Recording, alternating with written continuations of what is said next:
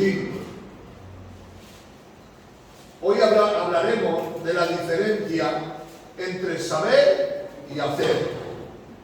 Hay una diferencia grande entre lo que uno sabe y lo que uno hace.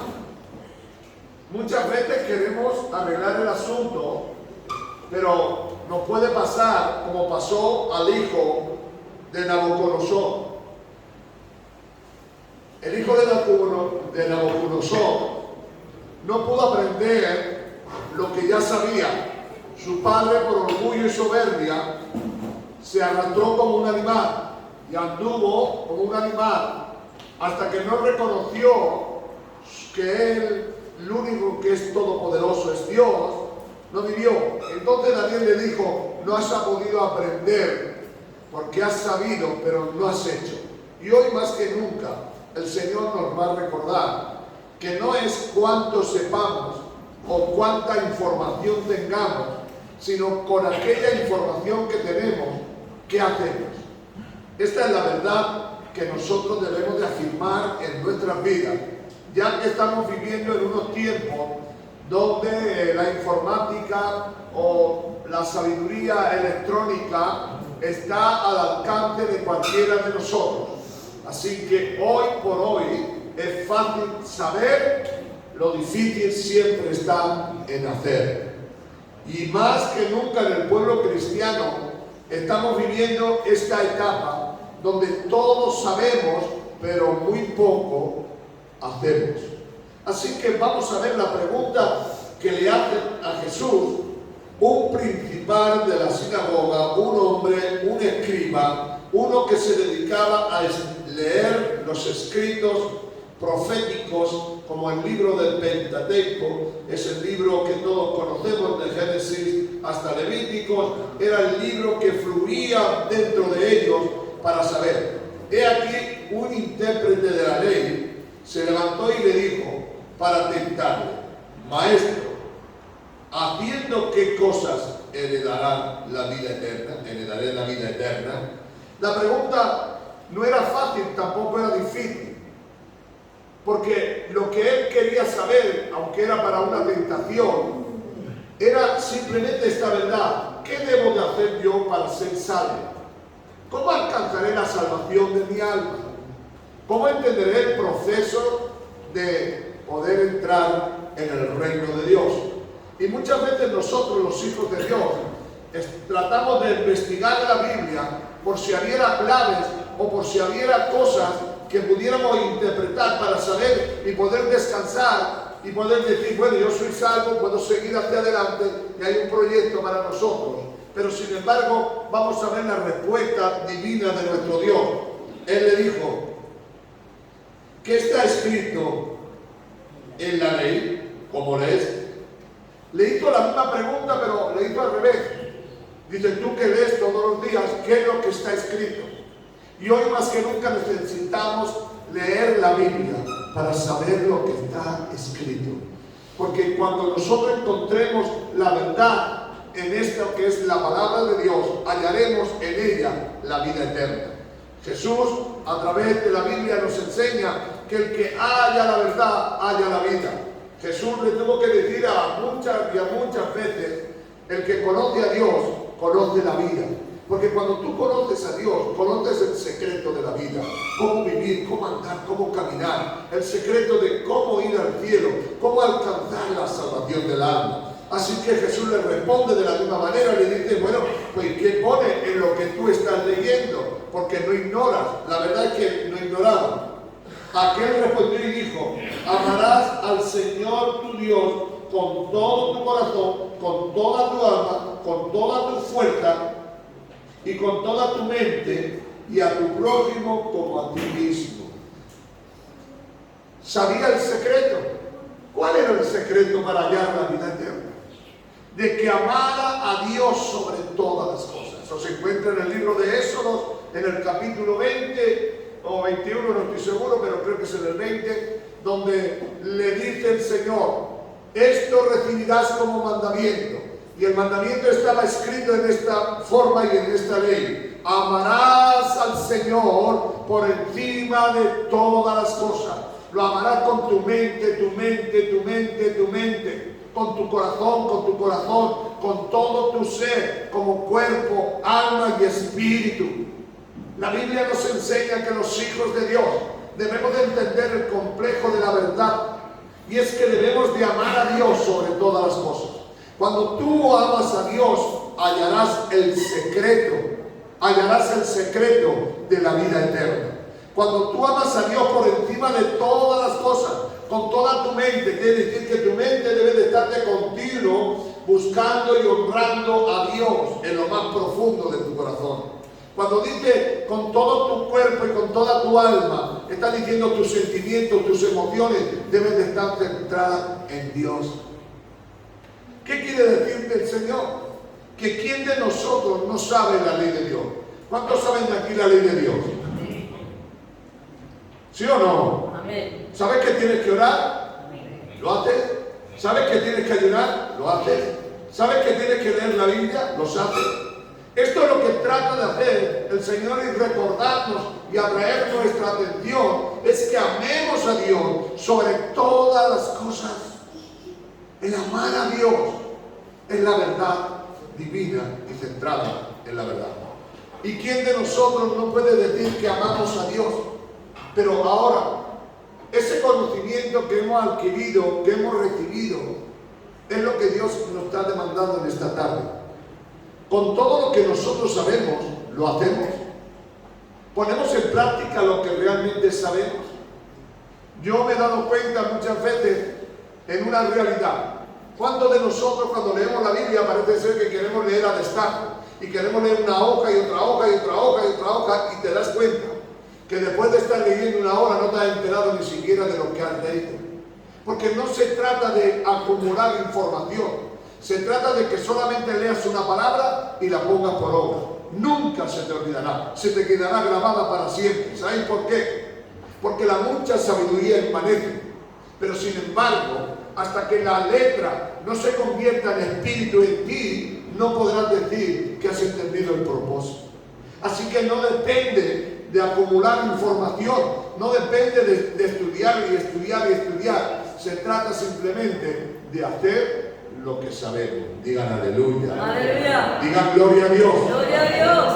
Jesús lleva a sus discípulos y le dice a todos los que se han convertido, así como 70, ir y predicar el Evangelio.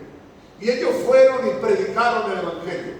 Jesús le da instrucciones de que entren en una casa, se queden, coman y les predique y le diga esta frase: si en esa casa está la paz de Dios, se quedará con ellos. Si no, la paz irá con vosotros.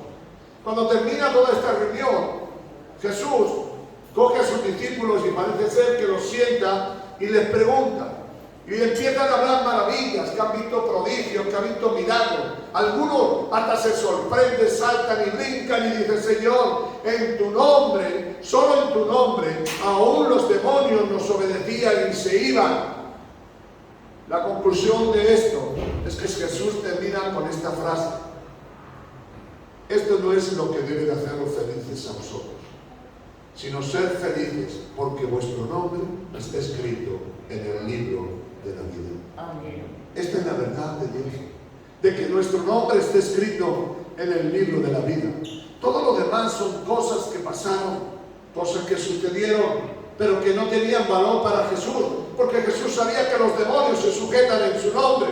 Jesús sabía que los paralíticos andan en su nombre. Amén. Jesús sabía que los muertos resucitan en su nombre.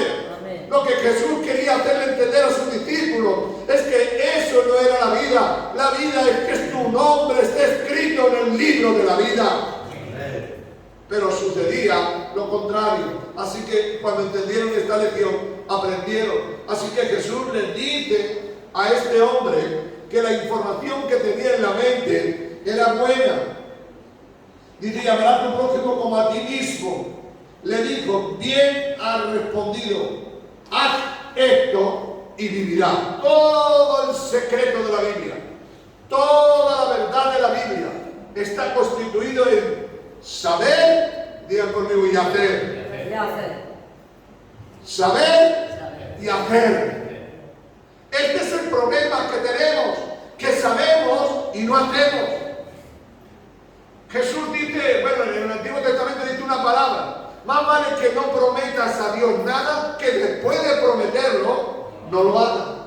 Y muchos de nosotros, líbrense quien pueda, prometemos mucho y hacemos poco. Sabemos mucho y hacemos poco. Así que Jesús quería hacer una diferencia y decirle a este hombre: no vale cuánta información tenga, sino vale lo que pongas por obra. Yo sé que es un mensaje no muy tal, pero sí muy real. ¿Qué estamos haciendo con lo que sabemos? Este hombre, que era intérprete de la ley, que se sabía todas las leyes que había en la Biblia, no cumplía porque solamente sabía, pero no hacía. Pero él, queriendo justificarse más así, podemos ver lo que sigue en el 29, pero él, queriendo justificarse a sí mismo, dijo a Jesús: ¿quién es mi prójimo? Después de haber leído todas las leyes, después de haber leído todo lo que sucedía conforme a la ley, todavía no había aprendido a saber quién es su prójimo. Él creía que aquel que no fuese judío ya no era su prójimo. Si era gentil o era de otra raza o era de otro pueblo, ya no tenía por qué ayudarle. Pero Jesús nos enseña que esta es la esencia del cristianismo, en poner por práctica lo que hacemos. Él le dijo: amarás a tu prójimo como a ti mismo. No es que ames a tu hermano con un amor bueno, es que tienes que amar a tu hermano como a ti mismo. ¿Qué quiere decir amar a tu hermano como a ti mismo? Pues todo lo que a ti te gustaría que te hicieran, hazlo tú a los demás. Digan aleluya. Aleluya. Digan gloria a Dios. Gloria a Dios. Y aquí Jesús le muestra una parábola, que es la parábola ¿de quién? ¿De quién es la parábola que estamos leyendo? Del buen samaritano. Del buen samaritano. Bueno, pues el buen samaritano, imagínate que era un personaje que no estaba relacionado con ellos. Aunque, por si algunos no lo entienden, los samaritanos no es que no fueran judíos, no. Lo que pasa es que habían renunciado a ser parte del pueblo de Dios porque no practicaban el hebreo, sino el griego. Cuando vosotros leéis al hermano Timoteo, ¿os acordáis que Timoteo era mezclado? ¿Por qué era mezclado? Porque su padre no era judío, era griego. Sin embargo, su madre sí era judía. Y había una mezcla ahí, y por eso eran samaritanos. Por eso se tuvo que circuncidar de mayor. Por eso él tuvo que hacer un pacto a través del pueblo de Dios. Pero Dios nos enseña que enseñó quién era su prójimo. Él, que había excluido a alguien, era cual Dios tenía presente. Pero ¿dónde quiero ubicaros en esta tarde? Quiero ubicaros que no vale con saber lo que tenemos que hacer, sino hacer lo que sabemos que tenemos que hacer. Así que Jesús le enseña algo, y quiero que lea el 33. Pero un samaritano que iba de camino vino y se acercó a él, y viéndole fue movido a misericordia. Ese es el primer punto que debemos de entender como parte de la parte de Dios. Acercándose, vendó sus heridas, echándole aceite y vino, poniéndole sobre su cabalgadura, la llevó al mesón y cuidó de él. Otro día, al partir, sacó 2 denarios y los dio al mesonero y le dijo: cuídame, y todo lo que gaste de más yo te lo pagaré cuando regrese. Ahora, entiende el proyecto de Dios. El proyecto de Dios le dice: tú tienes sabiduría, tienes conocimiento, sabes lo que tienes que hacer. Y vamos a ver lo que hace uno que por naturaleza no es parte de esto, pero que es samaritano, que vosotros despreciáis. Porque si os acordáis, en la mujer samaritana dice que samaritano y judío no se llevaban entre sí ni se trataban, pero Jesús tuvo compasión. Y aquí nace de nuevo la compasión que dice que amarás a tu prójimo como a ti mismo. Todos nosotros tenemos conocimiento de que tenemos que amar a nuestro prójimo. Ahora, la pregunta sería en esta tarde, y sería muy real: ¿quién es nuestro prójimo? ¿Nuestros hijos? ¿Nuestra familia? ¿Los que nos caen bien? ¿Ese es nuestro prójimo? La Biblia declara que nuestro prójimo es la persona que está más cerca en ese momento y está necesitada de algo que tú tienes. Tu prójimo puede ser cualquier persona en cualquier circunstancia y en cualquier momento. Y cuando tú tienes que ver a una persona, sea quien sea, la tienes que ver de la misma necesidad que si tú estuvieses, de la misma manera en la que tú estuvieses. Es verdad que debemos de amar a todo el mundo, pero sin embargo no lo hacemos. Es verdad que tenemos que ayudar a todo el que podamos, pero sin embargo no lo hacemos. Este hombre estaba cargado de información, tenía sabiduría más que suficiente, pero ¿qué es lo que le faltaba? Ponerla por práctica. Hermanos, hermanas, mi querido hombres y mujeres de Dios, todos nosotros sabemos hacer muchas cosas y no sé si las estaremos haciendo. Pero Jesús nos llama hoy a nuestra conciencia, a nuestra mente y nos dice: menos hablar y más hacer. Menos sabiduría, porque miren, hermanos, tanta sabiduría al final envanece, porque yo sé que tengo que orar, yo sé que tengo que esto, pero si tú sabes todo eso, ¿por qué no sabes también todo lo otro?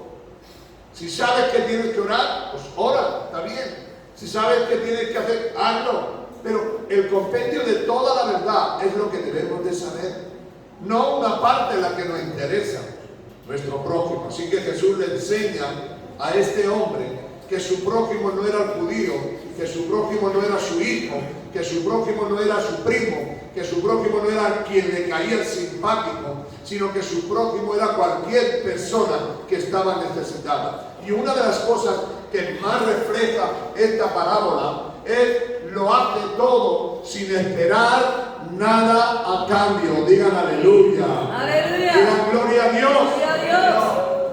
Hacer algo sin esperar vuelta. ¿Sabes por qué? Porque lo tienes que hacer con amor. ¿Sabes lo que significa el amor? El amor todo lo cree, todo lo espera, todo lo soporta. El amor no tiene envidia, el amor no es balancioso, no es jactancioso. El amor no espera nada a cambio, lo hace por amor. Esto es lo que trata de decirnos el Señor, que la sabiduría que tenemos debe de ser puesta al 100% en práctica delante del Señor. Termina el Señor en el 37 y le dijo,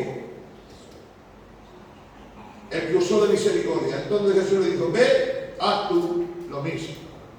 Jesús les dijo más o menos: si tú sabes hacerlo, ¿por qué no sales de esta reunión y empiezas a poner en práctica lo que sabes, lo que has recibido? Y cuando mires a la gente, mírala como si tú estuvieras en la misma situación que ellos, necesitados del amor y de Dios. Mucha gente, y hablando sobre todo del pueblo de Dios, está en esta situación. Sabrá todo lo que tiene que hacer. Mateo 7, 21. Vamos a estar mirando la capacidad mental que tenemos nosotros.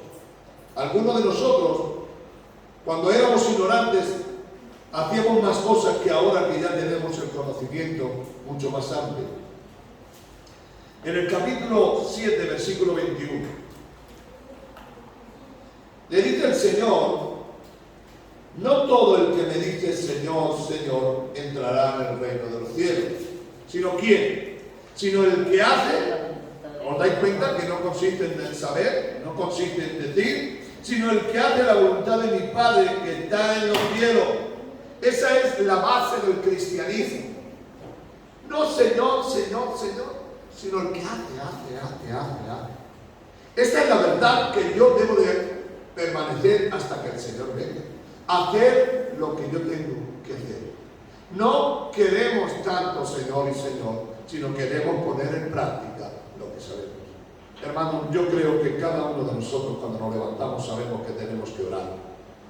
Yo creo, hermanos, que cuando salimos a la calle no debemos de imitar a los de la calle, ni en su forma, ni en su ropa, ni en su tal. Tenemos que ser tal como somos, cristianos, hijos de Dios, vivando la vida. Al final de todo esto, si tú sabes hacer lo bueno y no lo haces, ¿en qué se convierte? Vamos a ver. El que sabe hacer lo bueno y no lo hace, ¿en qué se convierte? Lo malo. Pecado. Lo malo es pecado. Dice que el que sabe hacer el bien y no lo hace, se convierte en pecado. Entonces toda tu sabiduría se ha convertido en pecado. Porque todo lo que tú sabes al final no lo haces y se convierte en pecado. Y Dios dice, corramos con paciencia en el capítulo 12 del libro de Hebreos, y despojémonos de todo peso que nos asedia, todo aquello que te está engorrando, todo aquello que te está atrapando, que sabes y sabes y sabes. Yo me imagino que muchos, la mayoría de los que aquí estamos, hemos leído muchos libros, muchos. Pero el problema no es leer mucho, el problema es saber y no hacer. Ese es el problema. Por eso el Señor Jesús, cuando aquellos le dijeron, Señor, Señor, el Señor le dijo, vale, no todo el que dice Señor se sabe la ley, sino el que la hace, ese es el que Dios va a bendecir y va a llenar de su amor y su misericordia. Dios va a hacer su parte y Dios va a hacer esto. Ahora yo pregunto, hermano, pregunto en esta tarde.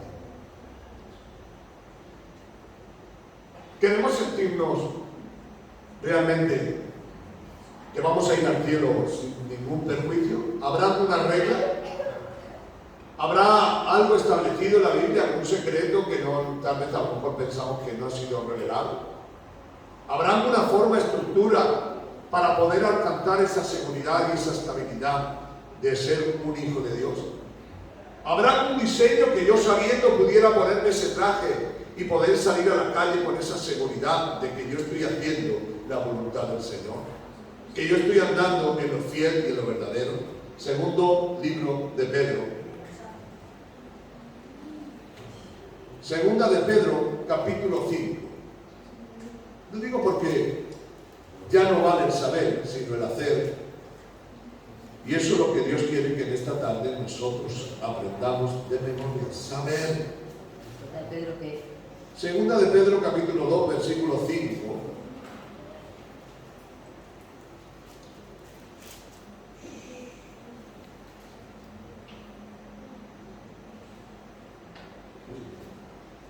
¿Están ahí? La Biblia nos relata siempre esa gran verdad que puede cambiar y transformar todo nuestro ser. ¿Lo tenemos ya? 5.1, he dicho 2. 5.1, versículo 5.1 de segunda de Pedro. Ahí está, 3 solo. Sí, 1, versículo 3, versículo 5. Ahora.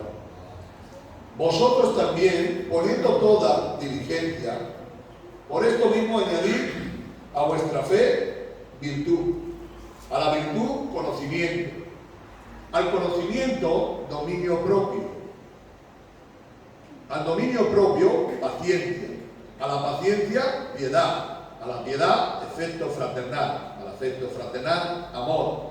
Porque si estas cosas están en vosotros y abundan, no os dejará estar ociosos ni sin fruto en cuanto al conocimiento de nuestro Señor Jesucristo. Pero el que no tiene estas cosas tiene la vista muy corta, es ciego, habiendo olvidado la purificación de sus antiguos pecados. Por lo cual, hermanos, tanto más procurad hacer firme vuestra vocación y elección, porque haciendo estas cosas no caeráis jamás, porque de esta manera os será otorgada amplia y generosa entrada en el reino eterno de nuestro Señor y Salvador Jesucristo. El apóstol Pedro pone una pequeña idea para que nosotros la cojamos. Y es nuestra forma de vivir, porque ya nosotros tenemos el conocimiento. Y nos dice que vayamos añadiendo cada día a nuestra vida, a nuestra manera de vivir, a nuestra manera de andar y a nuestra manera de caminar, y que nuestra fe, que añadimos a nuestra fe virtud, y a nuestra virtud conocimiento, y al conocimiento dominio propio, paciencia, a la paciencia afecto fraternal, y al afecto fraternal, amor, porque si estas cosas están en nosotros. ¿Qué quiere decir esto? Yo sé que tengo que andar en fe, pues anda y ponlo en práctica. Porque la fe te va a llevar a añadir a tu vida cosas espirituales, cosas por las cuales luchar. Y cuando tú vives en este nivel, nos deja muy ocupado de las cosas de Dios. Oyendo el testimonio de David Wilkerson, que ya la mayoría sí saben quién es el pastor que predicó a Nicky Cruz, el cual lleva el centro más grande del mundo de toxicómanos en Estados Unidos, que se llama el Teen Challenge. Oí su testimonio y me dejó bastante perplejo. Dice que en una etapa de su vida, que este hombre sabía mucho de la Biblia, porque se había criado con su padre que era pastor toda su vida, había estudiado, había ido a la universidad, había hecho la carrera de teología, y era un hombre, pero dice que en un tiempo de su vida sabía tanto, que él sabía que tenía que orar, pero dice, yo sé que tengo que orar, pero no oraba. Dice que llegó a un momento en que la televisión, mira, escúcheme hermano conmigo, la televisión le robó el acercarse y poner por práctica la verdad de Dios. Dice que solamente no tenía nada, no hacía nada raro, pero perdía su tiempo viendo la tele, películas del oeste. Y el hermano confesó con sus labios que todo el conocimiento que había tenido, sin embargo, había caído en las redes de la tele. Y así hay mucha gente. ¿Sabe por qué, hermano? Porque perdemos horas y horas que las pierden en la televisión. Si en vez de ponerte y perder horas y horas en la televisión, te pusieras a orar y a consagrarte delante de Dios.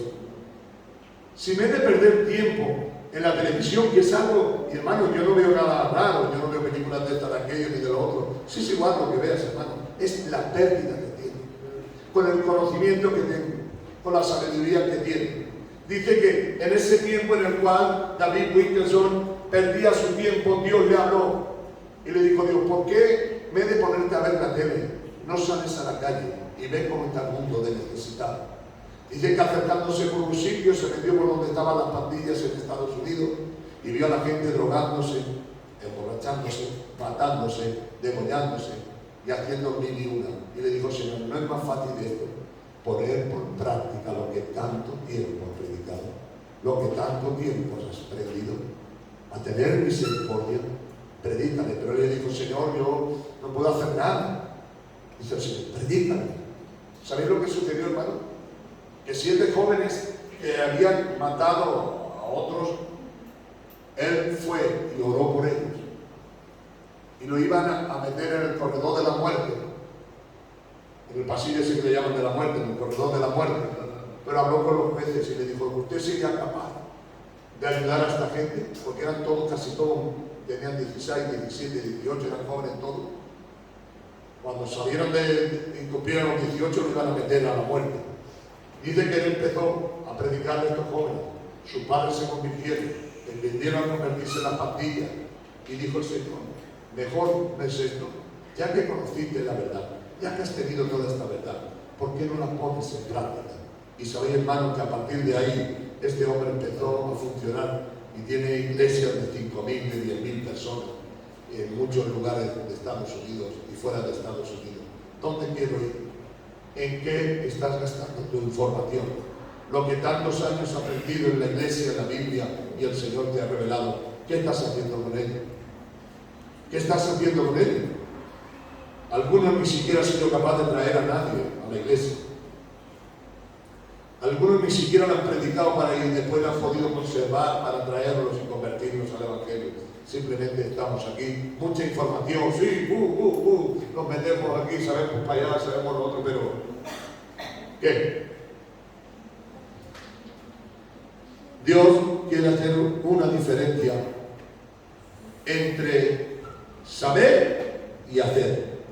Aquel hombre le dijo, pero mirad lo que le dijo a Pedro, si tú estás preocupado en mis cosas y las pones por práctica, tendrás amplia y generosamente entrada en los reinos de los cielos. No hay ninguna duda No hay ninguna confusión. Si tú pones en práctica lo que sabes, tienes entrada amplia y generosa en el reino de los cielos. Así que, si tú ves a los sabios, todos los sabios son iguales. Estoy hablando sabios de Dios, no estoy hablando de los sabios de este mundo. Los sabios de este mundo hablan y hablan, son parlanchines y no terminan. Pero si hay algo que más me ha encantado a mí es estar en una reunión de sabios, de hombres de Dios.